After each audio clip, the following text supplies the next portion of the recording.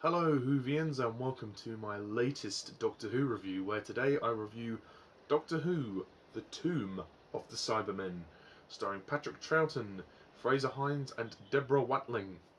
So, Tomb of the Cybermen. Apologies for my delay with just getting this review out. Had a very busy life recently. I apologise for my tiredness in this video, but life unfortunately does that to you. Anyway, on with the plot. So, the plot of The Tomb of the Cybermen is that the TARDIS arrives on the planet Telos, where an Earth archaeological expedition, led by Professor Parry, is trying to uncover the lost tombs of the Cybermen. With a lot of help from the Doctor, the archaeologists enter the tombs. There, one of the party, Klieg, I think there's a Klieg? Yeah, Klieg reveals himself and his business partner, Troughton, to be planning to revive the Cybermen. That is essentially the basic premise of this story. So, Tomb of the Cybermen. Excellent. Excellent Doctor Who story. Fantastic. It's 4 parts long, which is the perfect length. And this is definitely one of my favourite Cybermen stories, without a doubt.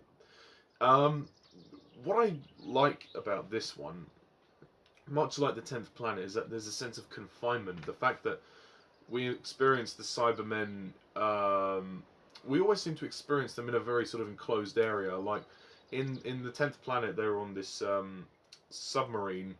In the moon base, we were on a moon base, and now here they're in a tomb.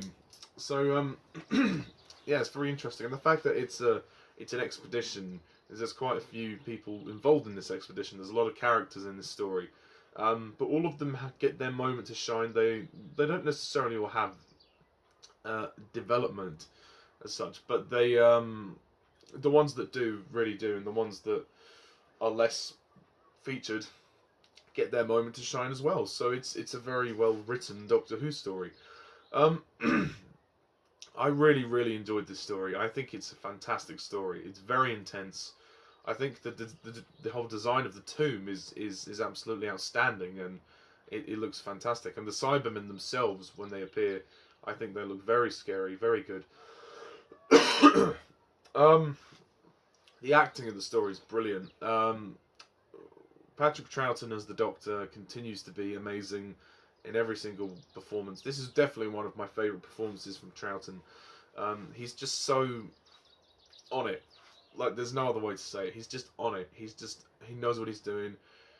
And when the Doctor confronts Klieg, that's very good. There's a lot of suspense and drama in this story, and the climax of the story is particularly intense. I will say that. Jamie, the companions, Jamie and newcomer Victoria, they're very good. Jamie has very much taken charge now, which is good. And Victoria, we haven't really seen her much. We've seen her in the previous story, The Evil of the Daleks, but she was captured for most of it, so she didn't contribute all that much. But this is the first story where we really get to know her. And she's a very good character. She has some nice moments. There's a particularly nice scene with her and the Doctor when he says, "Oh, you miss your father, don't you?" And she says, "Yes, I do." I wonder what he would say if he could see me now. How her life has kind of been turned upside down since she met the Doctor, and since she lost her father. In the previous story, of course, she encountered the Daleks, and now we're moving from the Daleks to the Cybermen. So, yeah. So she's very good. So good performance from Deborah Watling, and she looks very lovely in that dress, I must say. She must have been a bit cold. And also the side characters, the only ones I can really mention, there's a few. There's the Professor. He's good. He's very good. Klieg, the antagonist, he's like this German madman who wants to revive the Cybermen to create a better world. Um, the essential motivation behind that is kind of generic. I mean, we have seen that before. That would be my only one little nitpick about this story, is that the villain's plan, it's a bit generic. I mean, we've seen that before. It's not something that's gonna blow your mind with, you know. It's it's a fairly simple premise, but it is executed really well.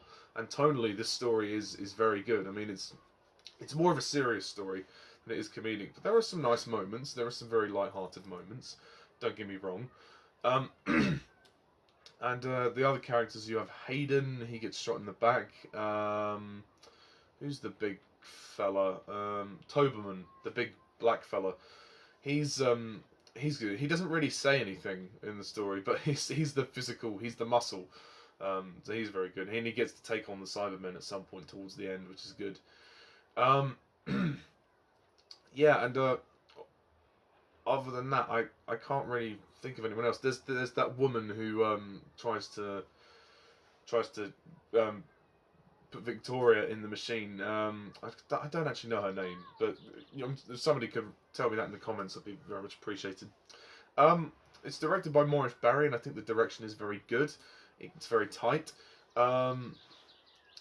The script, yeah, that's it. Sorry, I'm losing track of where I am. The script is very good. It's a very solid piece of drama, and it flows very nicely. 4 parts, and it moves along. The and the Cybermats make a reappearance. They're very good as well, and they're a lot more threatening this time than they have been before. Because obviously they're tiny little mice. Like you wouldn't actually think that they would be threatening, but they do manage to be.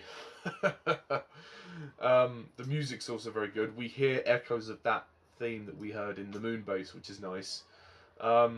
It's just fantastic. There's not much I could say about it. It's just a fantastic opener. It's a great, I would say, mystery. It's a great suspense. It's a great piece of drama, and there's always something happening. The pacing is excellent. There's so much tension. It never loses its way, and I applaud the show for the creators of the show for making this one. It really is a good one.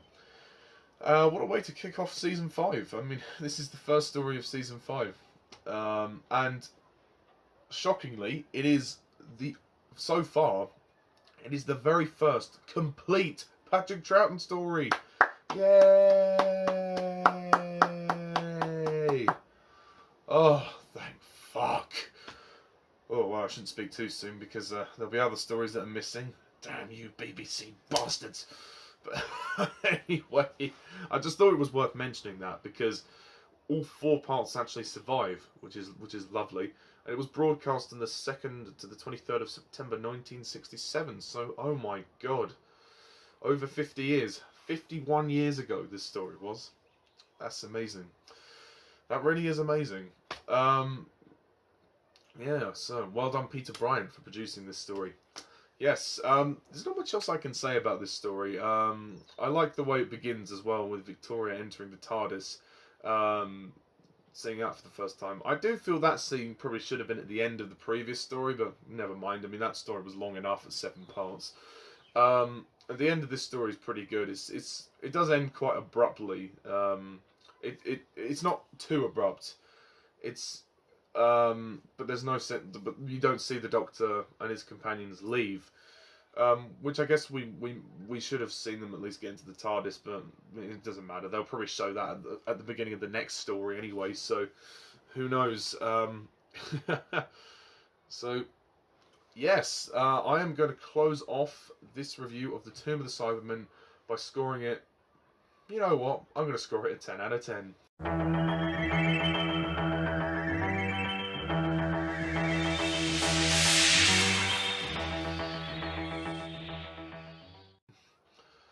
It is fantastic. It really is fantastic.